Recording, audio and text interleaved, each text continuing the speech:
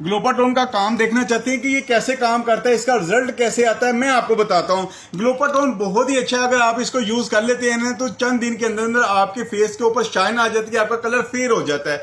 जी हाँ, ये homeo cream और ये ग्लोपाटोन अगर आप दोनों चीजें यूज कर लेते हैं आपका कलर बिल्कुल फेयर हो जाता है। लेकिन ये अगर आप अपने हाथों पांव पे यूज करेंगे तो कमाल का रिजल्ट आएगा। फेस के लिए मैं आपको बताता हूँ कि क्या यूज करेंगे तो फिर आपको अच्छा रिजल्ट मिलेगा और उसका किसी किस्म का कोई नुकसान वगैरह भी नहीं है। फेस के लिए आपने करना है गोल्ड फेस की क्रीम यूज करनी है नाइट में, और डे में आपने क्या करना है, पहले ये सीरम यूज करके उसके आधे घंटे के बाद आपने क्या करना है, ग्लोपाटोन का यूज करना है। उस चीज के ऊपर ग्लोपाटोन लगा लेना है और छोड़ देना है बस। फिर आपने जब भी चेहरा धोना है अपनी मर्जी से धो सकते हैं और कमाल का रिजल्ट आपको मिलेगा। आपका चेहरा बिल्कुल नीट हो जाएगा, व्हाइट हो जाएगा।